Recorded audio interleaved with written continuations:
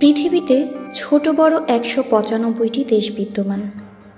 প্রত্যেকটি দেশের রয়েছে নিজস্ব ভাষা, বৈশিষ্ট্য, আচার আচরণ, সংস্কৃতি, প্রাকৃতিক সৌন্দর্য, যা তাদের অন্য দেশগুলো থেকে আলাদা করে।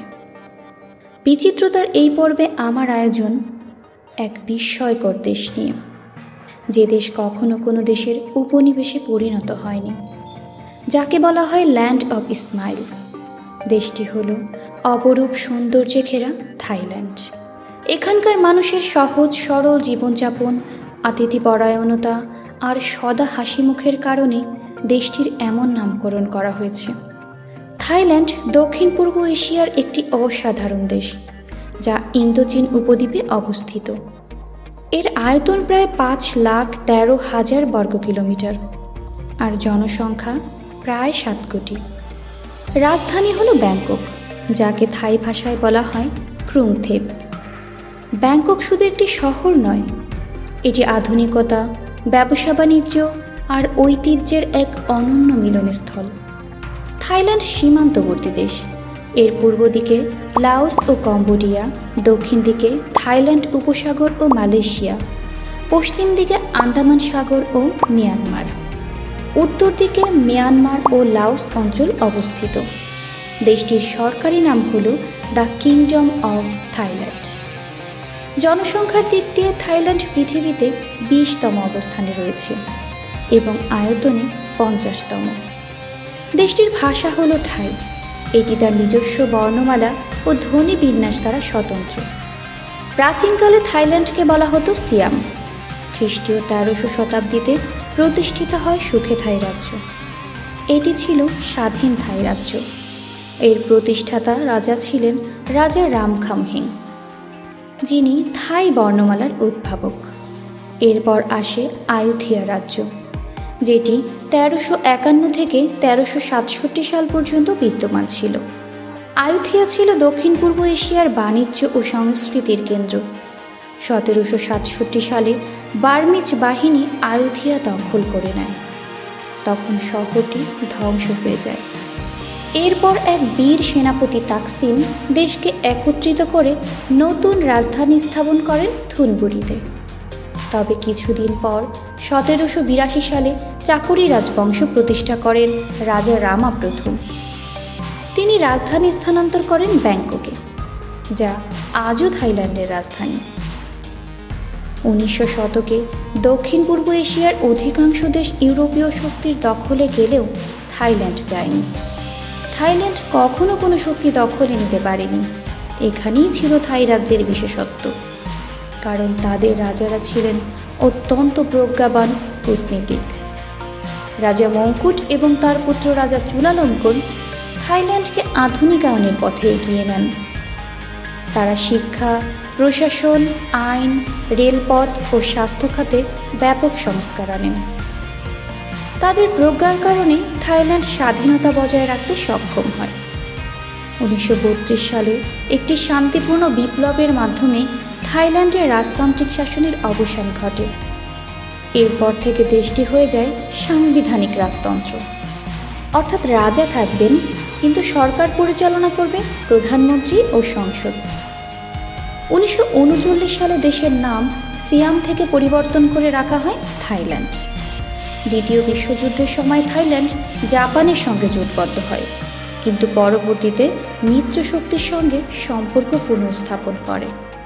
১৯৪৬ সালে সিংহাসনে আসেন রাজা ভূমিবল আদুলিয়াদেস। তিনি ছিলেন থাইল্যান্ডের ইতিহাসের সবচেয়ে দীর্ঘ সময়ের রাজা। তিনি প্রায় ৭০ বছর রাজত্ব করেন। থাইল্যান্ডের রাজনৈতিক ইতিহাসে সামরিক বাহিনীর প্রভাব অনেক বেশি।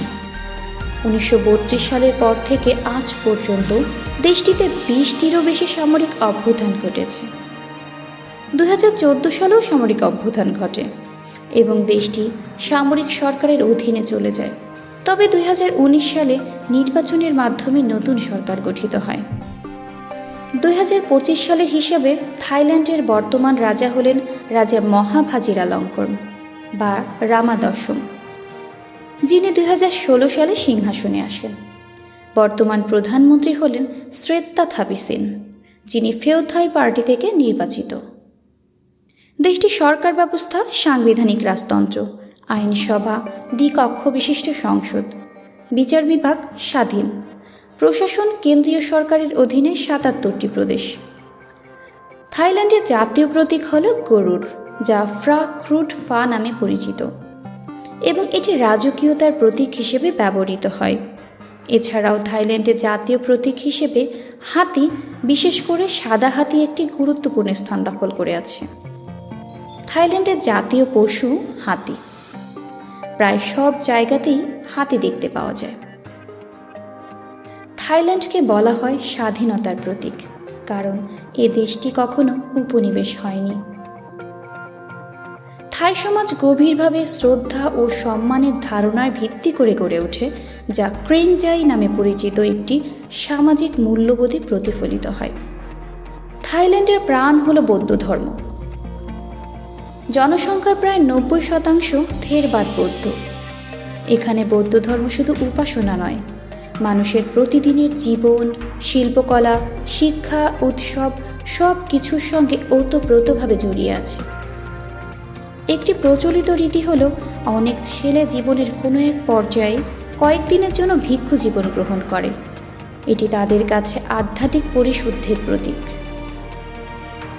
এই বৌদ্ধ ধর্মের পাশাপাশি এখানে স্বল্প পরিমাণ হিন্দু, মুসলিম এবং খ্রিস্টান ধর্মের মানুষও বসবাস করে। গ্রেট বুদ্ধা অব থাইল্যান্ড, এই বিশাল ভাস্কর্যটি এখানেই অবস্থিত। সংস্কৃতির ক্ষেত্রেও থাইল্যান্ড রঙিন ও প্রাণবন্ত। থাই নৃত্য, নাটক, সঙ্গীত সবখানেই বৌদ্ধ কাহিনী আর লোকজ ঐতিহ্যের ছাপ স্পষ্ট। থাইল্যান্ডের মন্দিরগুলো অসাধারণ শিল্পকর্ম। ব্যাংককের ওয়াটফু মন্দিরে আছে বিশাল সাহিত্য বুদ্ধ। ওয়াট আরুন সূর্যোদয়ের মন্দির নামে পরিচিত, আর ওয়াটফাকেও হল এমারাল্ড বুদ্ধের আবাস। প্রাচীন শহর আয়ুথায়া আর সুখেথাইয়ের ধ্বংসাবশেষ আজও ইউনেস্কো ওয়ার্ল্ড হেরিটেজ সাইট। সোনালি চুড়ি, রঙিন দেয়াল চিত্র, সূক্ষ্ম কারুকাজ সব মিলিয়ে থাই স্থাপত্য সত্যিই অনন্য। একটা জিনিস থাইল্যান্ডে প্রতিদিন দেখতে পাওয়া যায়, তা হলো এখানে প্রতিদিন সকাল ৮টায় জাতীয় পতাকা তোলার নিয়ম রয়েছে এবং সেই পতাকা সন্ধ্যা ৬টায় নামিয়ে নেওয়া হয়। থাইল্যান্ডের পতাকায় ৩টি রং দেখতে পাওয়া যায়: লাল, সাদা ও নীল রং। এই প্রত্যেকটি রঙের কিছু বিশেষত্ব রয়েছে, যেমন লাল রং দেশের জায়গা এবং মানুষের প্রতীক, সাদা রং দেশের মানুষের সম্প্রদায়ের প্রতীক এবং নীল রং দেশের রাজতন্ত্রের প্রতীক। থাইল্যান্ডের অর্থনীতির গল্পটি হলো একটি কৃষি নির্ভর দেশ থেকে একটি শিল্পোন্নত অর্থনীতিতে রূপান্তরের গল্প। এটি আজ দক্ষিণ পূর্ব এশিয়ার দ্বিতীয় বৃহত্তম অর্থনীতি। দেশটির মুদ্রা হল থাই বাইট। 2025 সালে জিডিপি প্রায় $600 বিলিয়ন এবং মাথাপিছু আয় প্রায় $8,500। এই অর্থনীতির প্রধান চালিকা শক্তি হল পর্যটন, শিল্প ও কৃষি। থাইল্যান্ডের অর্থনীতি মূলত পর্যটনের উপর নির্ভরশীল। প্রতি বছর প্রায় 4 কোটিরও বেশি পর্যটক থাইল্যান্ডের প্রাকৃতিক সৌন্দর্য, সমৃদ্ধ ইতিহাস, প্রাণচঞ্চল নাইট লাইফ এবং বিখ্যাত আতিথেয়তা উপভোগ করতে আসেন। থাইল্যান্ড বিশ্বের শীর্ষ চাল রপ্তানিকারক এবং প্রাকৃতিক রাবার উৎপাদনে শীর্ষ। এখানে বিশ্বের একটি বড় প্রতিষ্ঠান ইন্টারন্যাশনাল রাইস রিসার্চ ইনস্টিটিউশন অবস্থিত। এছাড়াও থাইল্যান্ড ফলমূল, সামুদ্রিক মাছ রপ্তানি করে। থাইল্যান্ডকে অনেকে বলে ওয়ার্ল্ড কিচেন, কারণ তারা বিশ্বের অন্যতম বৃহৎ খাদ্য রপ্তানিকারক দেশ। থাইল্যান্ডকে বলা হয় ডেট্রয়েট অফ এশিয়া। এখানে টয়োটা, হোন্ডার মতো কোম্পানির বড় বড় কারখানা রয়েছে। এছাড়াও অটোমোবাইল শিল্প, ইলেকট্রনিক্স শিল্প অত্যন্ত শক্তিশালী। থাইল্যান্ডের সংস্কৃতি প্রধানত বৌদ্ধ ধর্মের উপর ভিত্তি করে গড়ে ওঠে। দেশ জুড়ে প্রায় 40,000-এরও বেশি মন্দির রয়েছে। প্রত্যেক শহরে ওয়াট নামের মন্দির পাওয়া যায়, যেমন ওয়াট আরুন, ওয়াট ফো এবং ওয়াট ফ্রাখাও। থাইল্যান্ডের বিখ্যাত উৎসব বার্ষিক সংক্রান্ত উৎসব, যা থাই নববর্ষ হিসেবে পালিত হয়। এটি প্রতি বছর ফেব্রুয়ারি মাসে অনুষ্ঠিত হয়। সংগ্রাম হলো জাঁকজমকপূর্ণ জল উৎসব, যেখানে সারা দেশ উৎসবে মেতে ওঠে। থাই নৃত্য, সঙ্গীত, মুরাল চিত্রকলা এবং প্রসিদ্ধ থাই ম্যাসাজ তাদের শিল্পকলার উৎকৃষ্ট উদাহরণ। তাদের জাতীয় পোশাক চোট থাই। খাবারের মধ্যে প্যাড থাই, টম ইয়াম স্যুপ এবং গ্রিন কারি বিখ্যাত। থাইল্যান্ড রন্ধনশিল্পে জগৎ বিখ্যাত। বিশ্বের অন্যতম জনপ্রিয় পর্যটন দেশ হল এই থাইল্যান্ড। দেশটির প্রধান আকর্ষণ রাজধানী শহর ব্যাংকক, যেখানে রয়েছে গ্র্যান্ড প্যালেস, চাও ফ্রায়া নদী, ওয়াট ফ্রাকাও মন্দির, চীনা টাউন। এছাড়াও পাতায়া সমুদ্র সৈকত, নাইট লাইফ ও কোরাল আইল্যান্ড। ফুকোর দ্বীপে প্যাঙ্কা উপসাগর, বিগ বুদ্ধ ও সিমিলান দ্বীপপুঞ্জ। চিয়াংমাই উল্লেখযোগ্য পর্যটন কেন্দ্র। এখানে রয়েছে ওয়াট ফ্রা সিং, দই সুতেপ, উপজাতীয় গ্রাম ও পাহাড়। পর্যটনের জন্য আরও একটি বিখ্যাত স্থান হল ঐতিহাসিক আয়ুথায়া নগরী।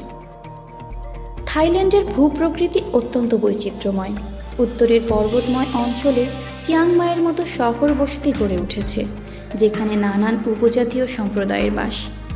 উত্তর পূর্বের ঈশান অঞ্চলটি একটি শুষ্ক মালভূমি, যা লাওস ও কম্বোডিয়া সীমান্তবর্তী, এবং এখানে থাই সংস্কৃতির সবচেয়ে প্রাচীন রূপগুলি সংরক্ষিত আছে। দেশের খাদ্যশস্যের ভাণ্ডার কেন্দ্রীয় সমভূমি চাও ফ্রায়া নদী দ্বারা পলল সমৃদ্ধ, যা থাইল্যান্ডকে বিশ্বের শীর্ষ চাল রপ্তানিকারকে পরিণত করেছে। আরও দক্ষিণে রয়েছে বিশ্ববিখ্যাত সৈকত, প্রবাল প্রাচীর ও শত শত দ্বীপ নিয়ে গঠিত একটি দীর্ঘ উপকূল রেখা, যেখানে ফুকেট, ক্রাবি ও কোস্তম্বুয়ের মতো গন্তব্য পর্যটকদের আকর্ষণের কেন্দ্রবিন্দু। খেলাধুলাতেও থাইল্যান্ডের মানুষ খুবই আগ্রহী। আপনি যদি বক্সিং ভালোবাসেন, তাহলে থাই বক্সিংয়ের নাম নিশ্চয়ই শুনে থাকবেন। এই থাই বক্সিং থাইল্যান্ডে খুবই জনপ্রিয় একটি খেলা, যা এখানে মুয়াই থাই নামে পরিচিত। তবে দিন দিন ফুটবলের জনপ্রিয়তাও বেড়ে চলছে। আন্তর্জাতিক সম্পর্কের দিক থেকেও থাইল্যান্ড শক্তিশালী। এটি এশিয়ান, ইউএন, ডাব্লিউটিও, এপিক ও বিমস্টিকের সদস্য। থাইল্যান্ড বাংলাদেশ সহ দক্ষিণ এশিয়ার দেশগুলোর সঙ্গে বাণিজ্য ও শিক্ষা বিনিময়ে ঘনিষ্ঠ সম্পর্ক বজায় রাখে। থাইল্যান্ড হলো এমন একটি দেশ যা পর্যটকদের কাছে তার প্রাকৃতিক সৌন্দর্য ও বিনোদনের জন্য প্রসিদ্ধ হলেও এর আসল মর্ম নিহিত রয়েছে এর মানুষের উষ্ণ হাসি, গভীর আধ্যাত্মিক বিশ্বাস এবং এক অমলিন ঐতিহ্যের মধ্যে। এটি এমন একটি দেশ যেখানে স্বর্ণমোড়া মন্দিরের চূড়া আধুনিক আকাশচুম্বী ভবনের সাথে মিলিত হয়েছে, এবং যেখানে ইতিহাসের গল্পগুলি একটি প্রাণবন্ত ও গতিশীল বর্তমানে অনুরণিত হয়। Thailand is not just a destination, it's an experience of heart, history and harmony. Thank you.